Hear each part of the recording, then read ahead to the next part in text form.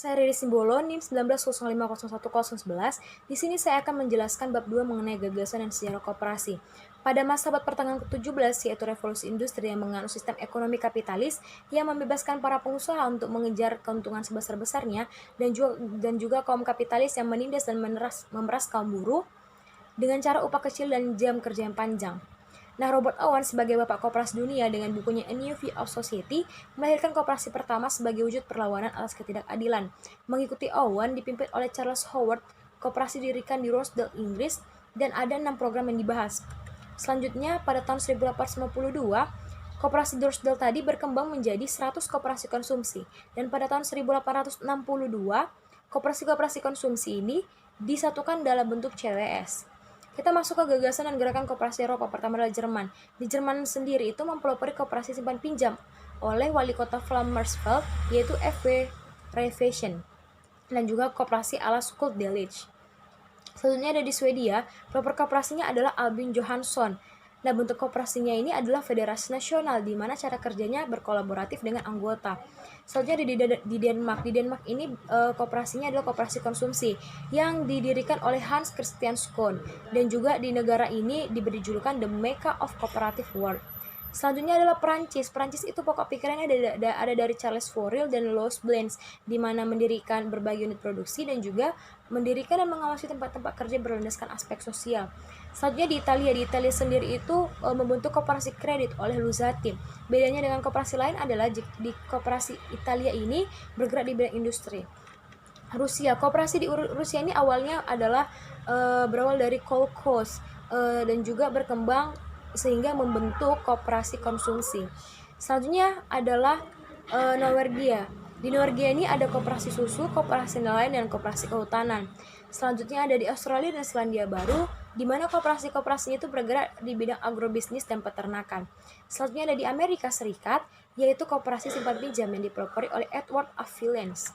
Selanjutnya ada di Kanada. Di Kanada ini Moses M. Quade mengawali gerakan koperasi dengan CII yang bertujuan memberikan pendidikan koperasi kepada warga.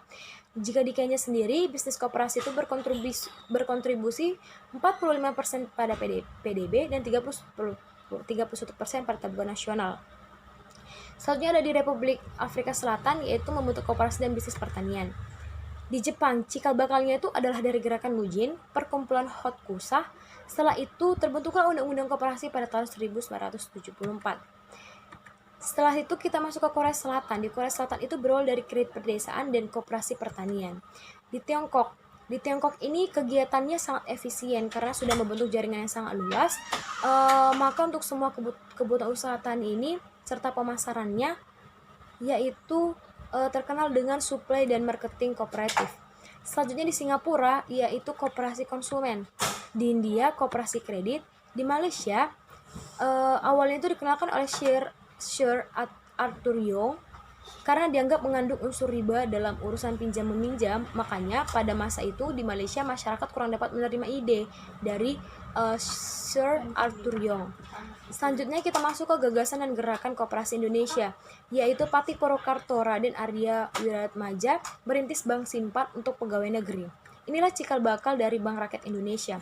Selanjutnya gagasan dan gerakan koperasi Indonesia Kebangkitan Nasional, yaitu bisa kita lihat yang pertama, Serikat Islam melahirkan koperasi pertama.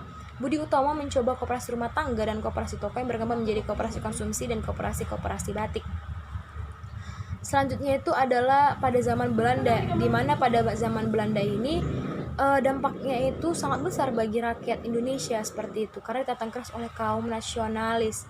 Selanjutnya itu adalah kita masuk ke zaman Jepang, di mana di zaman Jepang ini mengurus kekayaan alam Indonesia, membeli paksa bahan pangan harga sewenang-wenang. Selanjutnya kita masuk ke proklamasi, di mana di masa proklamasi ini koperasi sudah ada di pasal 33 ayat UUD 1945. Selanjutnya itu di Undang-Undang Koperasi sendiri itu adalah Undang-Undang Koperasi nomor 79 tahun 1958. Dan juga untuk gerakan koperasi ini ada di Dekret Presiden. Dan yang terakhir adalah gerakan koperasi internasional itu ada ICA, ACO, ILO, ECS, serta Dekopinnya itu Dewan Gerakan Koperasi Pertama,